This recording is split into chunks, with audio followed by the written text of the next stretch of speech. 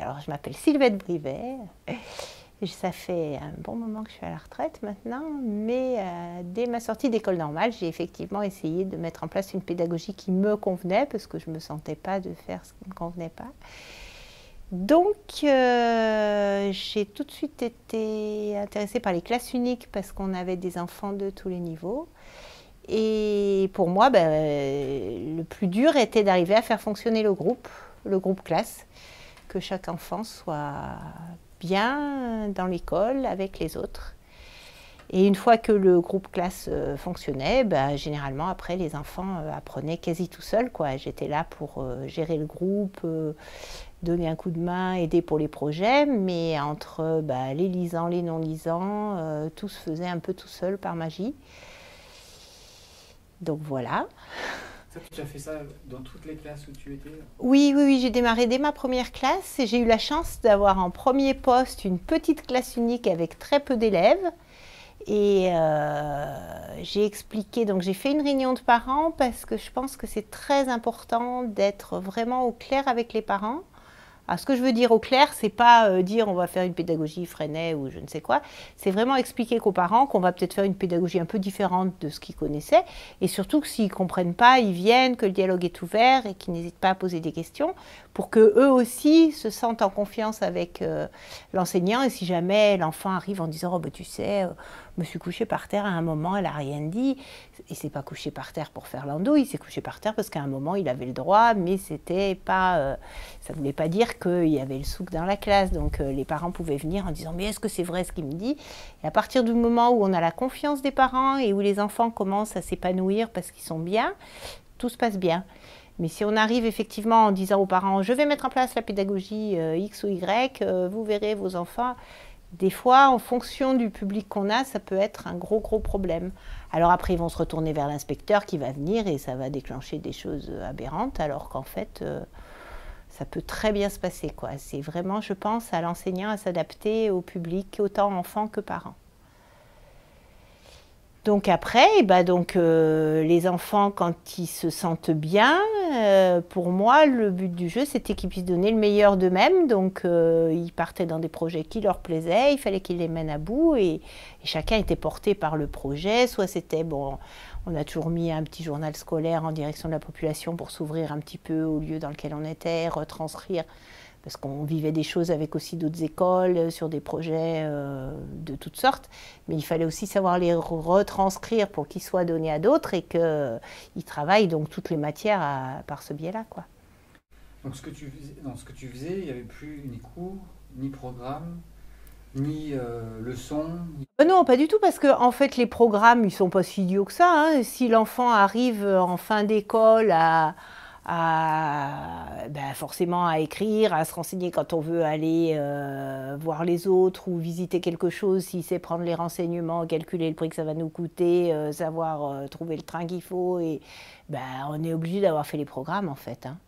Ils se font naturellement les programmes parce que les programmes de l'école primaire, c'est que l'enfant soit quand même autonome avec l'écrit et les notions qu'on a et qu'on côtoie, quoi. Donc quand on est dans des projets réels de vie, tous ces points-là, on les touche. En gros, moi, c'était vraiment ce que je pensais et ça s'est quand même bien fait assez naturellement, comme l'apprentissage de la lecture. C'était naturel aussi parce que dès la maternelle, les petits qui étaient prêts, ils voyaient les grands qui commençaient à lire. Donc, on faisait des petits textes. Et puis eux, après, quand ils voulaient faire la cuisine, les recettes de cuisine dans l'atelier cuisine, il y avait des écrits. Alors, ils regardaient un peu les images. Puis après, ils commençaient à lire un peu. Puis voilà. Puis après, ils voulaient donner la recette pour mettre dans le journal. Donc, ils reprenaient un peu. Et puis des fois, ils savaient écrire avant de lire, quoi. Et ça se faisait un peu tout seul. Donc, sans avoir fait de leçons, non, j'aimais pas bien ce mot, c'est pas trop mon truc, ça, les leçons. Qu'est-ce qui t'a amené à faire comme ça quand tu as changé de... Disons que j'ai commencé comme ça parce que moi, j'avais pas envie d'embêter les enfants et j'avais l'impression, mais c'est peut-être un vécu très personnel, hein, que les leçons, les cours, il faut pas bouger, tout ça, c'est frustrant et l'enfant, il s'épanouit pas là-dedans, quoi. Alors, on lui remplit la tête, certes, après il peut redonner ce qu'il a appris, mais je ne sentais pas la joie. Et moi, ce qui était important dans mon métier, c'est que les enfants soient heureux, qu'ils soient épanouis, qu'ils soient contents, qu'ils trouvent ce pourquoi ils ont fait. Chaque enfant, je pense, à quelque chose qui est fait pour lui plaire, enfin quelque chose dans lequel il peut s'épanouir. Donc moi, le but de l'école, c'était que les enfants s'épanouissent et apprennent du fait de, voilà, naturellement, parce qu'ils les intéressait, quoi. Tu peux nous raconter c'est venu d'un coup, tout de suite, tu vois ce que tu m'as expliqué tout à l'heure? Oui, bah disons que moi, en fait, j'étais partie pour faire des études, j'avais fait maths sup, maths spé, et puis au moment de l'inscription au concours, c'est ça que je raconte? Ouais, c'est ça. Au moment de l'inscription au concours, je pouvais être ingénieur ou prof. Alors moi, je voulais être ni ingénieur ni prof, donc je me suis dit, oulala, ça va pas du tout. Donc j'ai essayé de dire à mes parents que, oulala, je ne sais pas ce que je faisais là. C'était un peu tard pour s'en apercevoir, mais bon, c'était la voie toute tracée des bons élèves. Donc j'avais la chance ou la malchance d'être une bonne élève, donc j'étais atterrie là. Et donc du coup, ils m'ont dit, non, non, il y a autre question, tu dois finir tes études. Alors bah, j'ai pris mon vélo, je suis partie. Et j'ai fait un tour de France comme ça, bah, pour partir, quoi. Et je me suis retrouvée en Bretagne. Donc j'habitais dans les monts du Lyonnais. Je me suis retrouvée en Bretagne et j'ai été hébergée. Je faisais les fraises pour avoir 3 sous quand même, parce que il fallait quand même au moins se nourrir, quoi. Et donc du coup, j'ai été hébergée chez une instite qui, on ne travaillait pas le samedi. Et il y avait école le samedi et elle m'a fait aller dans sa classe. Et je me suis dit, ben, c'est ça que je veux être, quoi. Le contact avec les enfants, elle ne faisait pas une pédagogie particulière, hein, comme on disait, mais je ne sais pas. Ça a été un déclic. J'ai dit, ben, c'est ça, je vais être instite. Et donc, du coup, j'ai fini mon tour là et je me suis retrouvée en Ardèche au moment de passer le concours. C'est pour ça que j'ai atterri en Ardèche, parce que j'aimais beaucoup l'Ardèche et la Bretagne. Et je pense qu'après, j'ai toujours gardé ça en disant, mais en fait, il faut faire ce qu'on aime, quoi. Et la vie est belle, il suffit de trouver, mais trouver ce pourquoi on est fait, c'est pas évident. Et je pense que de le commencer dès l'école, c'est pas trop tôt. Et donc, voilà, je pense que j'ai gardé ça. Alors après, l'école normale, bon, on a vu plein de choses, hein. Je ne me souviens pas de tout, ma mémoire n'est pas très bonne. Mais je me souviens de projets qu'on faisait en petits groupes, où justement, eh ben, on faisait ce qu'on avait envie. Et après, bon, c'était quand même noté, parce qu'il faut bien mettre des notes à l'école normale, sinon ça n'aurait pas été bien. Mais j'avais ce côté qui m'avait plu, effectivement, de projets qu'on élaborait et qui, en fait, nous faisaient découvrir un peu des pédagogies différentes ou des choses à faire. Et je trouvais que ce fonctionnement m'allait bien aussi. Donc, bon, j'avais quand même un peu étudié Freinet, un peu les écoles coopératives, un peu tout ça. Et quand j'ai eu mon premier poste dans cette petite classe unique, là, je me suis dit, bah allez, hein, j'essaye. Et donc, j'ai rangé tous les cahiers, tout ça, et j'ai fait un petit groupe. J'avais heureusement peu d'élèves, et je leur ai demandé ce qu'ils aimaient, ce qu'ils avaient envie de faire ou pas. Donc, on a programmé avec les sous qu'il y avait dans la coopérative, on pourrait se faire un voyage ou ça, comment. Et on est parti là-dessus. Alors, ce que tu as fait, c'était possible, c'était des classes uniques? Ah oui, oui, oui, j'ai fait que des classes uniques, sauf en fin de carrière où j'ai dû me retrouver dans une maternelle à 2 classes, mais sinon, ouais, j'ai fait que des classes uniques. Ah si, j'ai fait aussi des regroupements pédagogiques, donc j'avais maternelle CP-CE1, j'avais pas la classe unique entière, quoi, dans certains coins. Et là, tu le faisais quand même comme ça? Ah oui, oui, oui, je faisais pareil jusqu'au CE1, bien sûr, mais j'ai pas eu que des classes uniques maternelles CM2. Donc, tu n'as jamais corrigé de cahier d'élèves, fait des devoirs de grammaire? La grammaire, non, ça, je n'en ai pas fait. Alors, pour être vraiment franche, là, les CM2 qui partaient en 6e, le dernier trimestre, quand même, je leur montrais un peu ce que ça allait être, quoi. Mais voilà, pour dire de les préparer un peu à la 6e, plus classique. Mais ce qu'on disait tout à l'heure aussi, c'est que nos enfants de classe unique, très souvent arrivés en 6e, ils étaient délégués de classe, ou alors ils avaient quelques manques, effectivement, peut-être, hein, en grammaire, mais ils apprenaient vite quand même la grammaire. Si on utilise à peu près la langue, c'est juste quelques notions en plus. Enfin, pour moi, ça n'a pas été enfin, je pense pas du tout que ça a été un handicap sur les enfants que j'ai pu envoyer en 6e. Surtout qu'après, on a les retours, là, les bulletins de 6e. Je n'ai jamais noté de choses catastrophiques, hein. Et tu penses que ce système-là, il aurait pu être transposé au collège? Ah bah carrément, même les enfants revenaient vers nous en disant mais comment ça se fait quand il y a des histoires dans la cour qu'ils ne fassent pas comme nous pour régler les conflits? Ils trouvaient aberrant le fonctionnement du collège, eux ils auraient bien continué. Et je pense que ça aurait été un plus de continuer à faire fonctionner ces groupes en collège, ouais. Ouais, ouais, moi je pense que c'était transposable au collège, oui. Et tu disais que tu avais pas de, que les enfants finalement il y avait pas de punition. Pas de... Ah non, non, non, il y avait des règles. C'est-à-dire que quand on arrive dans une classe, il faut la faire fonctionner. Alors au début, comme il y en a qui ont eu l'habitude d'être plus turbulents que d'autres, il y a des choses qui ne se passent pas forcément bien, il y a des conflits à déjouer. Et le plus dur du métier, c'est ce que je te disais, quand on arrivait dans une classe, c'est de faire fonctionner le groupe. C'est-à-dire que tous les enfants soient à l'aise, donc on avait des moments qui après sont appelés moments philosophiques, où les enfants, quand il y a des choses qu'ils percevaient mal, même en dehors de l'école, ils pouvaient le dire, l'échanger avec d'autres, et donc ils se sentaient vraiment bien, quoi. Donc si jamais il y avait un conflit, ce qui était rare, mais qui au début pouvait arriver, ben, les deux enfants étaient mis en présence. Au début, évidemment, ouais, c'était moi qui servais de médiateur, mais après même plus, et puis après, ben, il n'y avait plus de conflit, quoi. Il y avait quelque chose qui passait mal, ils savaient l'exprimer. Non, non, non, des punitions, non. Au début, dans la classe, des règles de vie, oui. Mais ça ne durait pas longtemps. Hein. Donc il n'y avait pas de sanction, pas de... Ah non. Non, ben, la sanction, en fait, elle était faite par le groupe. Si un enfant pouvait être perturbateur à un moment, qui c'est qui perturbait? Ben, le groupe classe ou le groupe dans lequel il était. Donc les autres le ramenaient facilement au travail ou à ce qui était en train de se faire, quoi. Parce qu'il dérangeait qui? Il dérangeait ce qui se passait autour de lui, quoi. Alors, comment il faisait pour le ramener à la raison en discutant? Oh bah oui, oui, oui, non, mais très simplement, c'était très rare. Et puis, ben, moi je sais pas, il faudrait leur demander à eux, mais non, mais c'était... s'il était trop fatigué ou qu'il était pas bien, ben, il allait se reposer un peu, ou les autres disaient, bah, attends, tu reviens dans un moment, là tu nous déranges, quoi. Voilà, c'est tout. Pas de souvenir de... Entre eux, ils étaient très... ça se passait très bien, quoi. Il n'y avait pas de...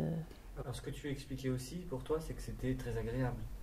Ah oui, c'est ça qui surprenait beaucoup les gens, notamment les collègues de... Bon, non, même profs, mais pas seulement ça. C'est-à-dire que moi, vraiment, j'avais l'impression de... Comment dire? De puiser une énergie dans le boulot. C'est-à-dire que les gens, à la fin de la journée, d'une journée de classe ou de prof, ils étaient crevés et tout ça.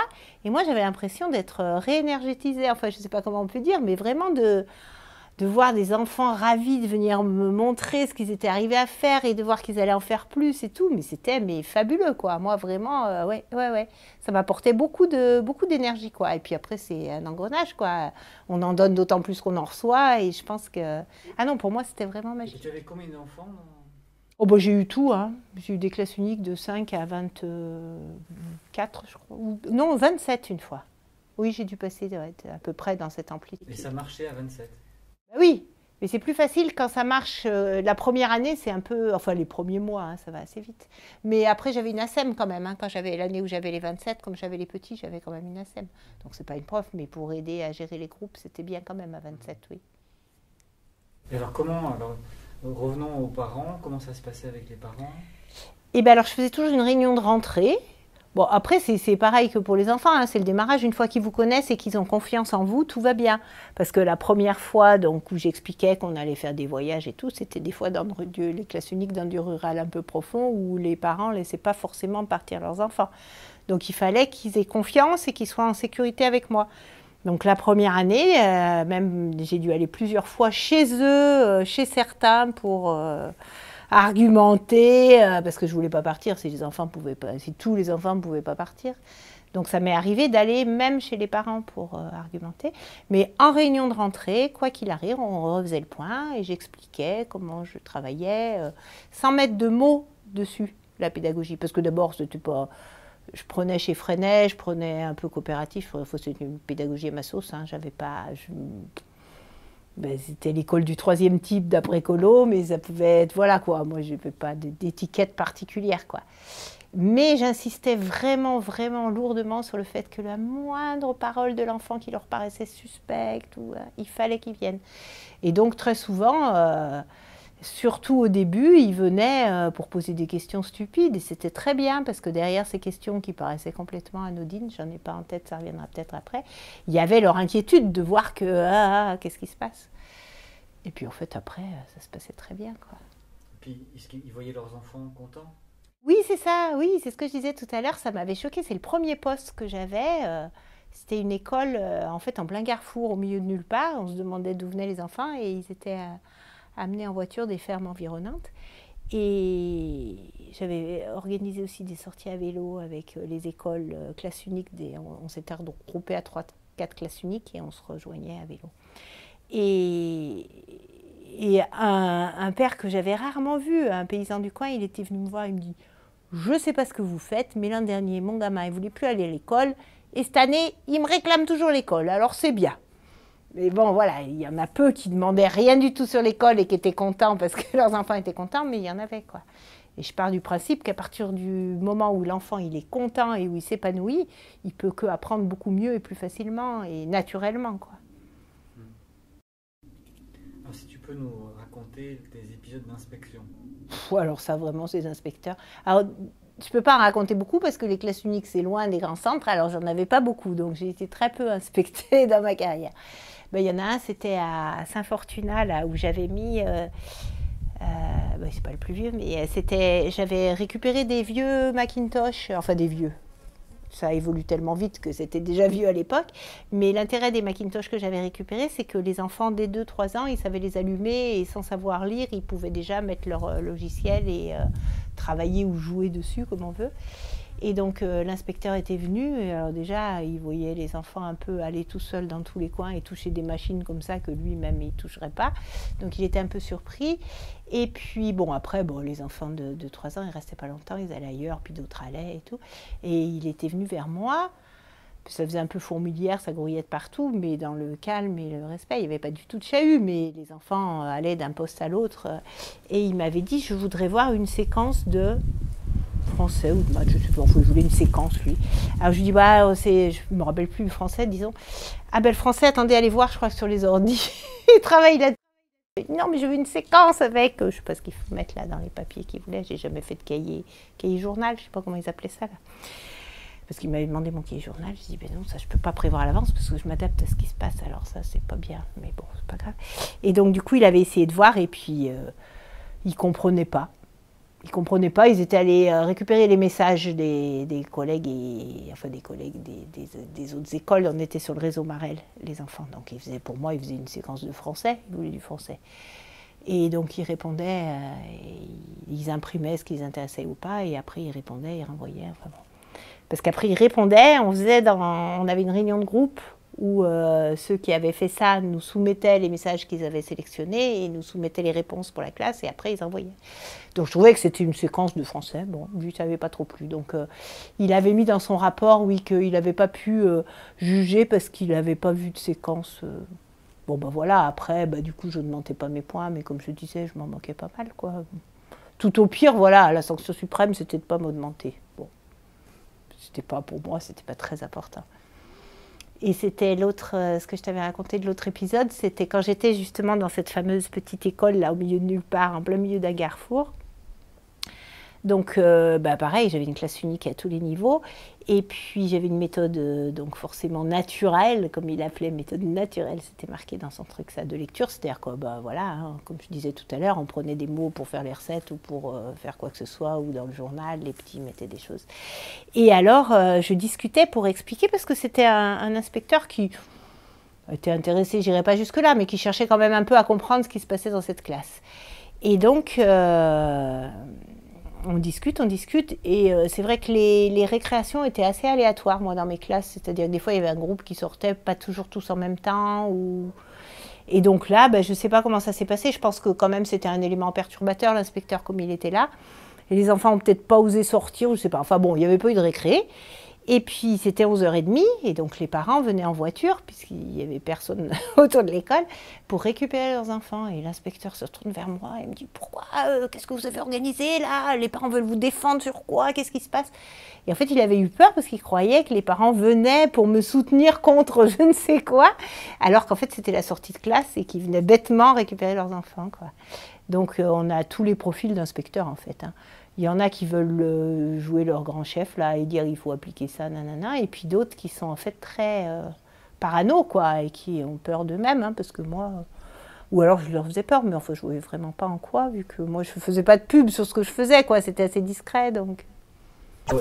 La crainte souvent des parents, c'est que les enfants n'apprennent pas si on fait une pédagogie naturelle, c'est que si on les laisse libres d'apprendre.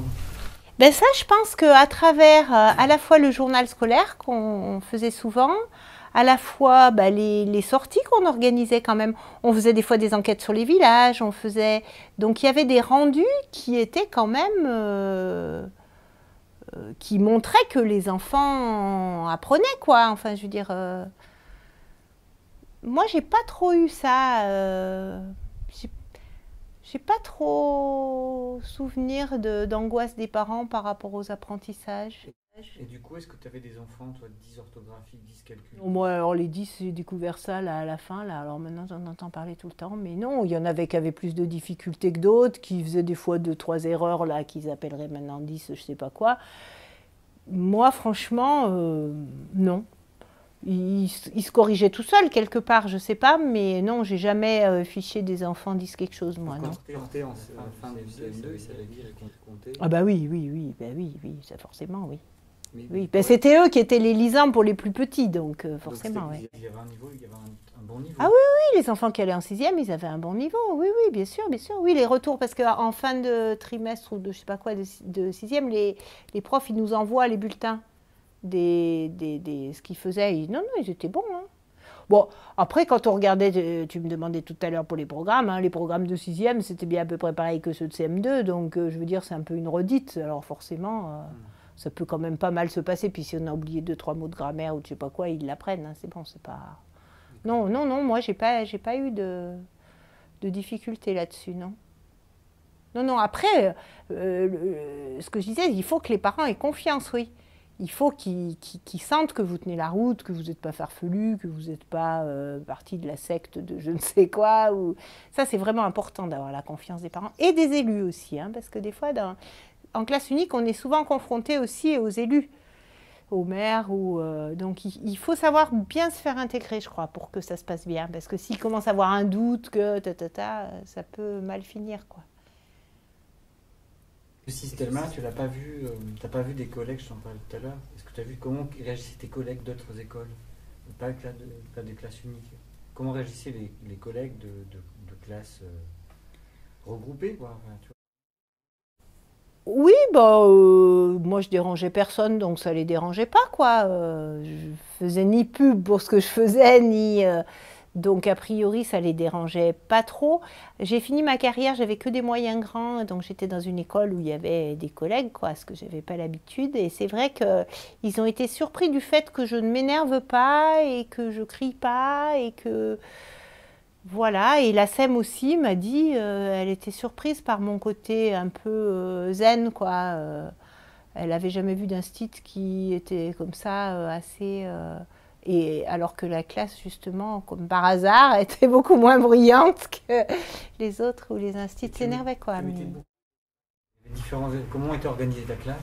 Oui, il y avait plein de coins, en fait. Hein, donc, oui, des coins... là, je pouvais pas, mais il y avait le coin peinture en libre accès, le coin musique en libre accès, le coin cuisine. Bon, là, il fallait quand même mettre 2-3 trucs en plus, mais il était accessible très facilement. Oui, il y avait beaucoup de coins, en fait. Le coin des ordis où on faisait aussi plein de choses. Il y avait plein de... Voilà. Et Montessori qui était à la mode, t'avait inspiré ou... Non, pour moi c'était... Alors j'ai pas creusé, hein, mais c'était trop... Il y avait trop de matériel, là, ça me semblait très compliqué, là, tout leur truc. Mais a priori, ça marche bien, hein. Moi j'ai des collègues, là, qui l'ont mis en place dans la commune à côté, là. Et a priori, les parents sont assez contents et les enseignantes aussi. Finalement, tu avais les mêmes résultats? Tu avais les mêmes résultats sans...